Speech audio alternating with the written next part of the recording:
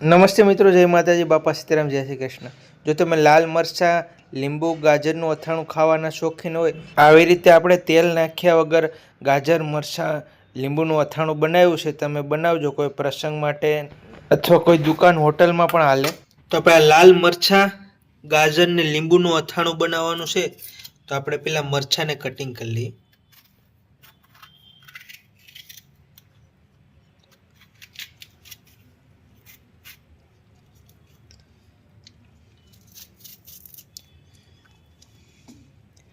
આવી રીતે કટિંગ કરી નાખું, શીરું કરી નાખશું, બીયા કાઢી નાખશું।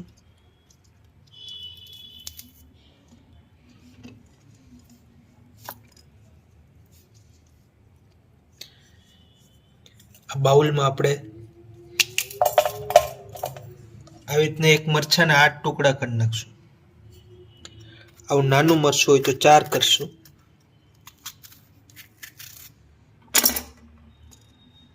મરચાંના બીયા કાઢી નાખીએ।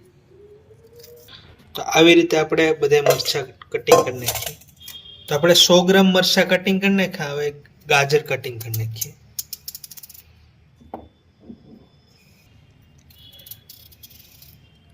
થોડો વચ્ચેનો ભાગ કાઢી નાખશું।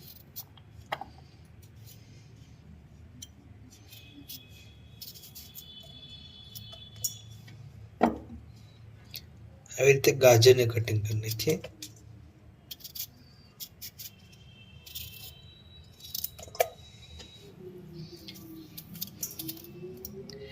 એટલી પતલી સાઈઝનું કટિંગ કરવાનું। આમાં આપણે લીંબુ નાખશું, લીંબુને કટિંગ કરી નાખીએ।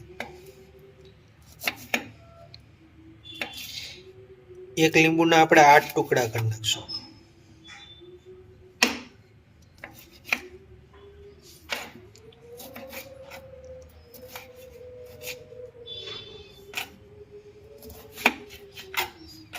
એવી રીતે આપણે 2 લીંબુને કટિંગ કરી નાખશું।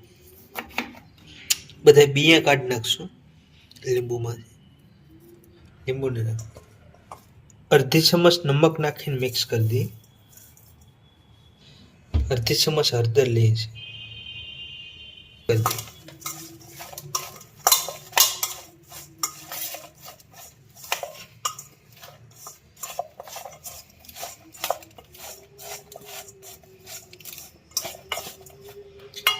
નમક આપણે આછણાનું બધું નાખી દઈએ। હજી 1 ચમચ નમક નાખી દઉં છું, એટલે પછી નહીં નાખશું।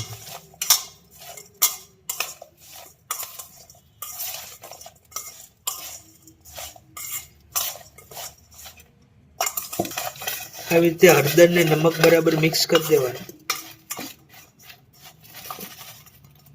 1 કલાક માટે રહેવા દઈએ, ત્યાં સુધી મસાલો બનાવી નાખીએ।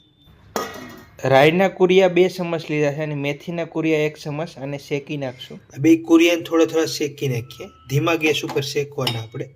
ગેસ ધીમો છે। પેનમાં નાખી દઈએ। બંનેને થોડા થોડા શેકી નાખીએ।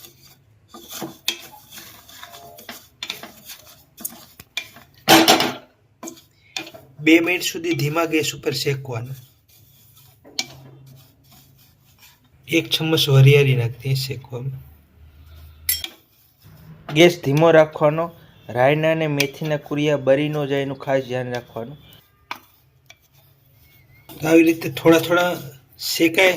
થોડો કલર બદલવા માંડી ગયો છે, વધારે કલર નહીં બદલવા દેવાનો। 1.5-2 મિનિટ શેકાઈ ગયા છે। હવે આપણે લઈ લઈએ, ગેસ બંધ કરી દઈએ। તો આવી રીતે આપણા આથણા થઈ ગયા છે। તો આવી રીતે મીઠાનું ને હળદરનું પાણી થઈ ગયું છે, જો આ નીચે દેખાય। એટલે આપણે મરચાં અને ગાજર બીજા બાઉલમાં ટ્રાન્સફર કરી દઈએ।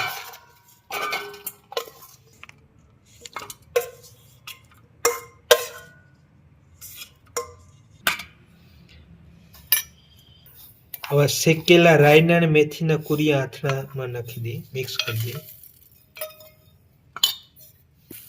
મિક્સ કરી દઈએ।